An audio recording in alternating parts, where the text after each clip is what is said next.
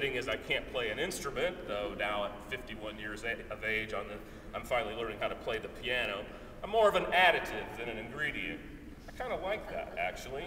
But I can say this, too, about the experience. It has awakened in me something, unlike Shirley, that I wasn't fully aware of, that I'm ready to embrace. I like to perform, and I love performance and performance studies. When I come to these conferences like this one, my home's ethnography, but I find myself drawn to these performance studies panels, devouring as many of them as I possibly can get myself to. I just eat this stuff up. I've even had the temerity to write a couple of performance studies pieces, one an actual performance script, the other an essay on the many meanings of performance, both of which are going to get published next year. How weird. This experience has awakened in me a passion I did not know I had and opened up a whole new area of scholarship for me. I suppose it should come as no surprise, as this is true, after all, autoethnography, my craft, and performance have much in common, but both center on the lived, embodied experiences of human life, complete with emotion, go figure, spirit, drive, passion, care, compassion, fear, joy, intuition, and inspiration. These forms of scholarship tap into the deeper wells of human consciousness, where if we have the audacity to search, we locate the power of memory, dream, reflection, emotion, imagination, the wellspring of mythic archetypal energies which point the way toward truly transcendent experiences. I also admit that having put my nose to the grindstone for many, many years, following my family legacy of a near obsessive Protestant Puritan work ethic, I'm drawn to anything that lets me play a little. I like the idea of playing a part. Mostly I like the whole spontaneous, imaginative play of improvisation that this character ripped up allows, maybe even forces me to embrace, or at least stumble into. At the least, for me as a scholar, playing this role has opened new doors for me in my search. I see my own scholarly identity morphing, much as Rips has, into some sort of auto-ethno-mytho-performo hybrid. I like what's coming of this. I look forward to playing some more. Thank you.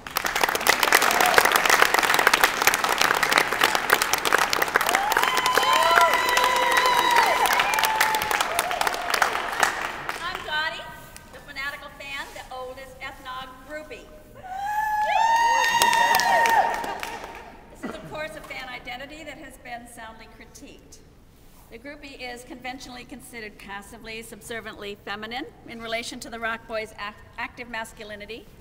The groupie is parasitic on the rock boy's creative production. The groupie enacts a femininity constructed by and for the male gaze and often for male sexual pleasure. The groupie is a creature of consumption, consuming a commodified version of the boys, knowing herself only by consuming the image and paraphernalia that exploit and demean her.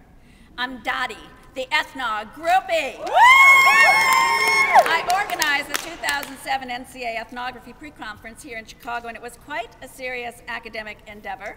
But at the end, I announced the Ethnogs performance, slipped into my handmade, tie-dyed Ethnog t-shirt, grabbed a tambourine, and began shrieking. When I first enacted Dottie, I met some resistance. First, at the performance, there were people who were reluctant to participate with me. I brought hand-dyed t-shirts that I made with my son, not as nice as this official Ethnog t-shirt, but it was a fan DIY effort after all.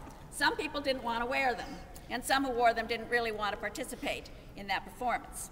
When I returned home from Chicago, a dear colleague and friend told me that he was dismayed by my ethnog performance, that a feminist like me would perform such a stereotypically sexualized, subordinated, and exploitable character. How could a good feminist enact a stereotypical nitwit groupie with no obvious critique or parody? This wasn't a scholarly performance. This was just a self-indulgent and embarrassingly crass display. My friend has since reconsidered his critique, but I took it quite seriously. In response, I compromised Dottie by creating a backstory that attempted to salvage her as a backyard feminist ethnographer. Here's my feminist backstory for Dottie. She discovered the Ethnogs in their first venue, left high school, because I'm not as old as they are, left high school to follow their performances around the country, was drawn into feminist social justice work as she met people in shelters and hostels while traveling with the band, sat in on anthropology and radical feminist seminars at Berkeley in the early 70s, eventually not only got her GED, but a PhD in communication and anthropology. My friend Laura Ellingson created a supporting character, Darla, whose story is even more entertaining. You can read these stories and more on my Ethnog fan website, inspired by the Figwit site. It's got a really long URL. I'd give it to you, but we were going to have it up, but we don't have internet. So I'm pretty intrigued by these reactions, my own ambivalences included. The Ethnogs do performances of virtual life that won't stay behind the line that separates fact and fiction, virtual and real, enactment and analysis, bodies and minds, and for me, feminism and sexism. At some point, I was interviewed by a Chronicle of Higher Education reporter about the ethical implications of making up what we purported to be autoethnographically studying. Although we spoke for a good 45 minutes, the quote he chose to use was, and I quote, this is a quote, "My role was to mindlessly scream, which I think I do very well." Oh. A week or so after the story came out, I was on stage at the MTU graduation ceremony, hooding one of my PhD students. Actually, it was Diane Miller, who's in the audience, who just received one of the Ethnography Division's top 4 paper awards for a paper based on her dissertation.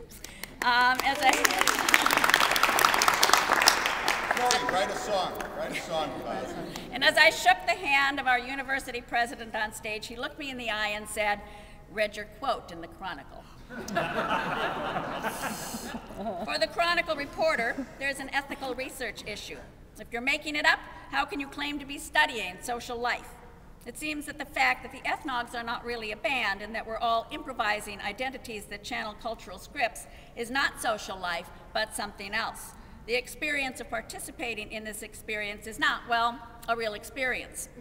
But it is real. The ambivalences, the mindless screaming, the energies of desire, imagination, music, and digital flow, even the academic risks are very real. So the performance itself is a real experience. But is it ethical to research an experience of enacted fantasy? Is that real research? The band and its followers exist virtually more than in the material world. This project means different things to different people involved. But for me, it's about the changing subject of ethnography. This is not an epistemological project. We can't come to know a culture as insiders. After all, everything about the band is made up, and people change their fictional identities, backstories, and memories at will. You simply can't know the band. Most people who study fan culture admit to being fans. They know all the inside scoop about their particular object of study. I've never been a groupie or an avid band fan, and I've only been to one rock concert in my whole long life, so I don't know this identity. The band doesn't participate in some larger musical scene that you might come to know. The Ethnogs are no particular musical genre, they're eclectic. So there is no musical scene in which to claim aesthetic sensibilities or deep knowledge. There is no way to authenticate the band as a band. So what's changing here is the concept of culture, of what it means to do ethnography and autoethnography, and more importantly, the subject of the ethnographic project itself. This is not an epistemological project. There simply is nothing to know. Instead, this is an affective project. The subject is collective desire, the flows and intensities of desire. In addition, much of this project exists virtually, online, in websites and YouTube videos. The reality of such cultural experiences is also densely fluid, a flow of and through virtual reality.